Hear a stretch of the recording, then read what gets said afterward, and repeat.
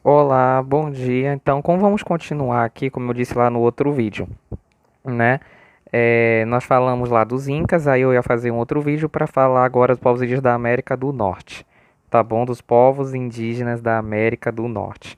Fazemos o último exercício sobre esse módulo, uma revisão, e aí na próxima aula, né, fazer o nosso quiz com uma atividade, né, para complementar todo o nosso conhecimento, tá bom? Bom, gente, sobre os povos indígenas da América do Norte, página 222, tá bom? A América do Norte é formada pelo México. Vamos lá, a América do Norte é formada pelo México, Estados Unidos e Canadá. Não é difícil, né? Só são aí três países que fazem parte da América do Norte. Na verdade, o México, ele tem a parte norte, né? Ele não é todo da América do Norte, porque todo, né, é a América Central. Mas tem lá a parte norte, que faz fronteira com os Estados Unidos, como está aqui no mapa, né? Vocês podem observar. É, é aqui que a gente diz também que o México é da América do Norte. Ainda mais porque o México sempre foi relacionado, sempre manteve relações com os Estados Unidos, tá bom? É, e aí vocês percebem que o mapa já até traz todas as regiões escritas em vermelho o nome das tribos indígenas que habitavam aí na América do Norte, tá? Vocês podem perceber que os Estados Unidos, pelo visto, parece que tem mais povo do que outros países, né? Muitos povos têm origem nessa região. Aí ele vai citar aqui, né? Esses são os povos, tá bom? Vamos ver rapidinho sobre esses povos. O livro não vai falar de cada um, não. É rapidinho, tá bom? Espera aí um pouquinho. Agora sim, vamos lá então. Do cotidiano, o livro traz, né, a tradição oral entre os indígenas. Os povos indígenas da América do Norte, assim como as populações indígenas do Brasil, não conheciam a escrita, portanto, o que se conhece a seu respeito é com base na oralidade, isso é, a transmissão da história e de conhecimentos por meio dos relatos orais. Gente, isso é muito importante. Vocês não têm noção na cabecinha de vocês, né? Eu que sou professor, eu entendo como isso é tão importante, mas eu quero que eu vou tentar aqui passar para você de uma forma que você possa entender. Eu quero que você entenda que a tradição oral, ou seja, para passar de geração para geração a história e todo tipo de conhecimento, porque não existia escrita, significa dizer, gente, que se não fosse esse falar, essa comunicação muito boa entre as famílias, não ia ter, não ia ter nada. O que eu quero dizer, não ia ter história, não ia ter identidade, não ia ter legado, não ia ter nada para contar, entende? É algo muito pesado a palavra, né? A tradição oral, ela é muito importante, porque se não fosse essa oralidade, a gente não teria os conhecimentos sobre esses povos, e nem os próprios povos iriam sobreviver, porque eles não eles perderiam a história deles, os conhecimentos, né? Mas já que foi preservado e passado para todas as gerações, é que se encontrou depois um legado, algo para ver. Então isso é muito importante, né? Dizendo que ela não desapareceu por completo. É uma sociedade que não desapareceu por completo, mas é um povo que conseguiu sobreviver através da língua. Então, e, gente, isso é muito importante, certo? É... Aí, além disso, outros costumes e crenças, né, que está aqui embaixo, né, dizendo que a relação com a natureza está presente nesses povos, pois por muitos séculos foi dela que os povos americanos retiraram seu sustento para a sobrevivência, como todos os outros povos da América aqui que nós já vimos, né? Povos do extremo norte do continente, como os Inuits, também conhecidos por esquimós, termo criado pelos colonizadores esquimós, alimentavam-se principalmente de peixes e mamíferos marinhos. Para se deslocar por essa região, onde o frio é intenso e há altas camadas de neve, eles usavam trenós puxados pelos cães. Por isso que quando os europeus chegaram aqui, deram a eles o nome de esquimós. Eram índios que usavam trenós, né? Eram índios que usavam aquela ferramenta, né, de madeira, geralmente, que, né, era puxada, né, como meio de transporte pelos cães, né, como se fosse uma carruagem, né? Mas aqui o trenó ele é menor e, né, e tem vários animais para puxar ele, né? Para pegar não só eu, mas também alguém que vá comigo ou então o peso das coisas que eu tenho, certo? Então isso é muito interessante, né? Ali nessa região dos Estados Unidos, do norte do Canadá, você sabe que faz muito frio mesmo, né? Você deve saber. Então ali é onde esse foi muito importante. O costume é diferente, né? Não é como aqui da América, que não tem neve, do sul, né? E aí não tem neve. E na verdade lá no extremo sul do Rio Grande do Sul, do Uruguai, até deve ter, mas não é a mesma coisa que a América do Norte. Então é algo realmente assim muito interessante, né? Que devido a essas neves, a gente não conhece essa realidade. Nossos índios não fizeram isso.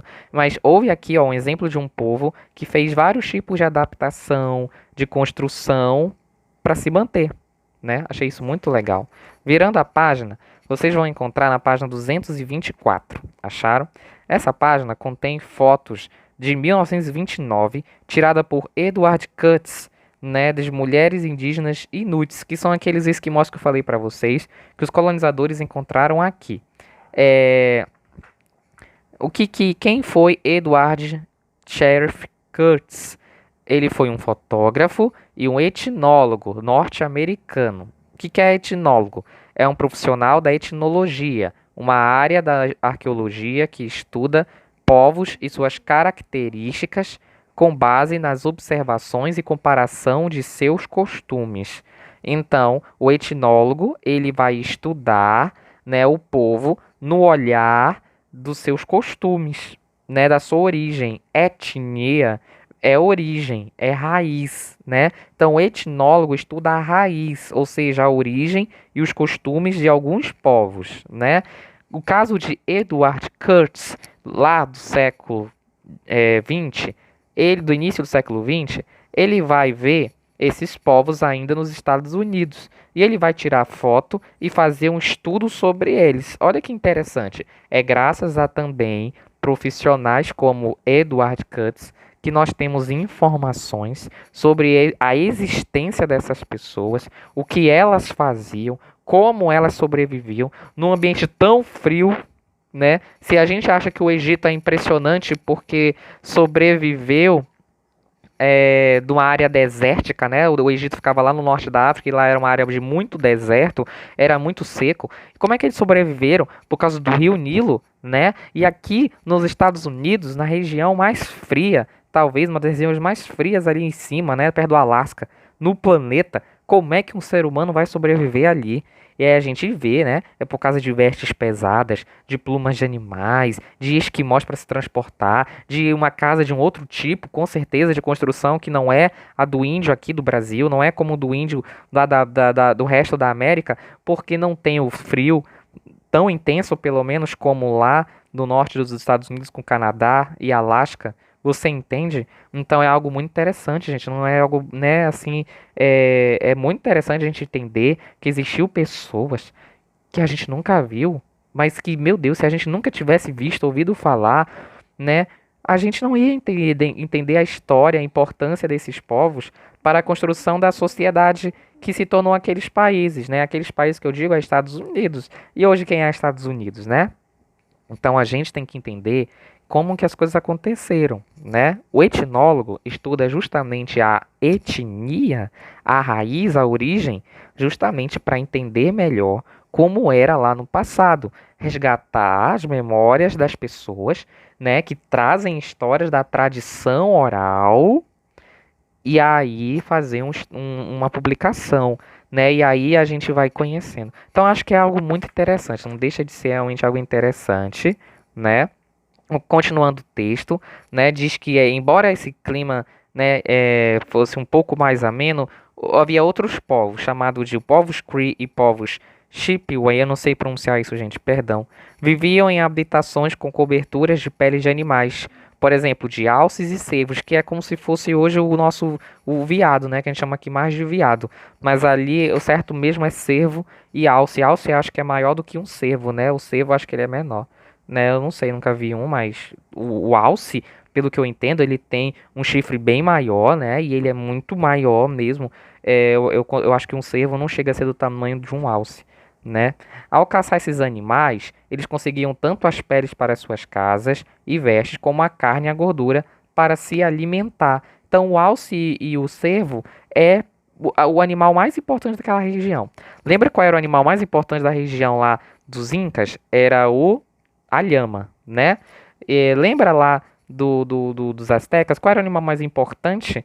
Era justamente o boi, né, tal. Lembra lá do Egito? Qual era o animal mais importante? Também era o boi, mas também tinha o gato, né? Lembra lá deixa eu ver aqui um outro, né, do povo maia, né? Qual era o animal mais importante? O jaguar, né? Então, olha só que interessante. Cada um tem uma coisa em comum, como eu disse para vocês. O que muda, né, é as diferenças, o nome, né, o uso dessas coisas. Né? Então, o alce é justamente para isso. Essas peles que a gente está vendo nas fotos aqui, ó, do Eduardo Cutts, é de quê? Então, de alce e de cervo. E aí as casas, para também ficar protegidas do frio, ela é feita de quê, então? De alce e de cervo. Para se alimentar, como é que a gente faz para comer então? Alce e cervo. Alce e cervo é tudo, né, para eles. É como se fosse nossa galinha, né? Da galinha a gente aproveita tudo, né? Dá pra comer a galinha, dá pra comer o filhote da galinha, dá pra comer o ovo da galinha, né? E a gente pega a pena da galinha para fazer alguma coisa, né? Aqui, a mesma coisa aqui com o alce e o cervo, tá bom? Além desses povos, como disse para vocês, também haviam aqueles que habitavam em regiões mais quentes e secas.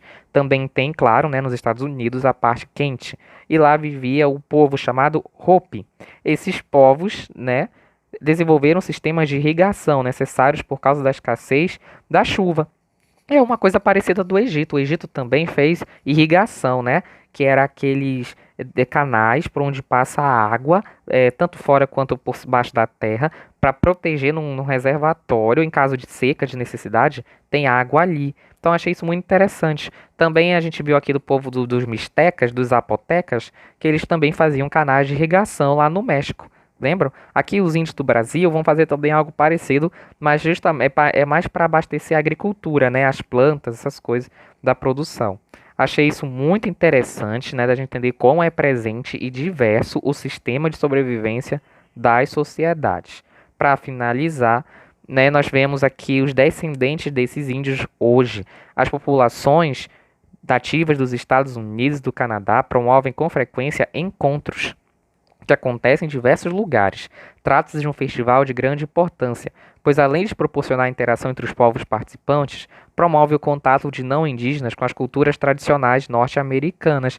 Então, se um dia você quiser, se um dia você puder ir para essa região dos Estados Unidos, em Los Angeles, por exemplo, acontece essa festa aqui chamada Pow Wow. Se você quiser ir lá, vai encontrar descendentes desses índios, vai encontrar pessoas que mais ou menos ainda acreditam ou vivem o que lá no tempo dos europeus da colonização os povos viviam, vão encontrar costumes ainda que existem, tá bom? Isso significa o quê?